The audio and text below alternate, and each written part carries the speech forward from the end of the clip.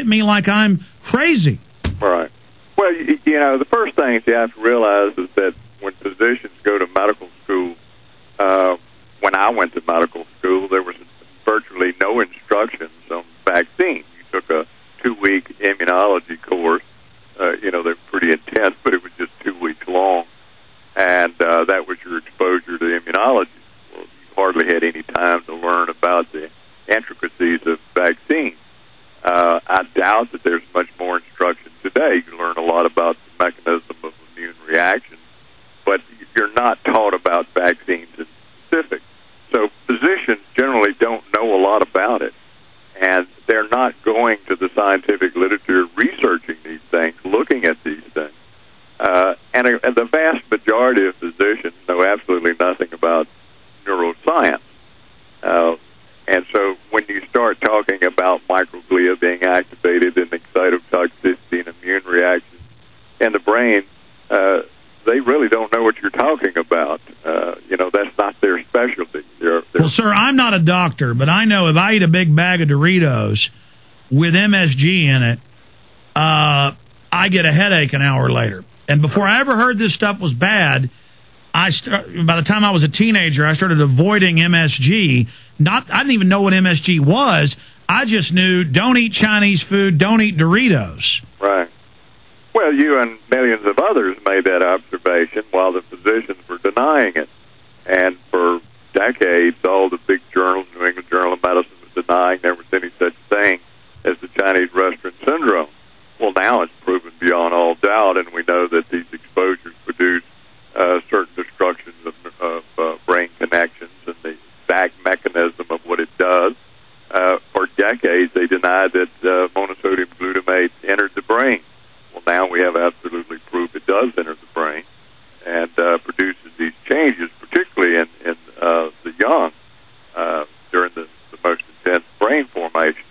Well, one of the effects of repeated intense vaccination is that it activates these cells in the brain that release glutamate in high concentration, producing the same effect, but even worse because there's an interaction of the immune reaction in the brain with the excitotoxicity, something that I coined the term immunoexcitotoxicity, which is now in the medical literature.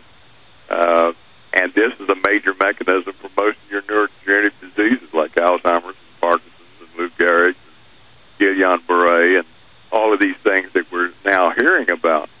Well, the interesting thing is the number of immunologic autoimmune diseases has increased, virtually exploded. The immunologists are all in a quandary is trying to figure out why. What has happened in the last 30 years that's triggered this incredible increase in every type of autoimmune disease, particularly those affecting the brain? Well, they've toyed with environmental factors. They say, well, there must be chemicals in the air or exposure to nanoparticles of diesel fuel, everything but the most obvious, which is vaccines. The number of vaccines in the last 30 years has increased just astronomically. Because they can't point the finger back at, I mean, you look at these medical journals and reports, half the ads are drug ads and vaccine ads. Exactly. But as this is ravaging their own families, well, I mean, I know you're a brain scientist, a brain surgeon, a neurologist, but why is it linked to the diabetes in the literature? Why is it linked, I mean, conclusively from what I've seen and other medical doctors we've had on, to, you know, teenagers and young people getting really serious disorders of the joints and the arthritis? I mean, how is it doing that? Well, it's the same autoimmune type reaction. Rather than the brain, it's attacking the cartilage in the joint, and it's attacking the beta cells in the pancreas, producing diabetes, and it's autoimmune reaction in the lungs, producing asthma. So all of these different diseases we know that are linked to these abnormal immune reactions are being connected to this immunization program. And the countries that have periodically outlawed certain vaccines, the incidence of type 1 diabetes and asthma has fallen precipitously.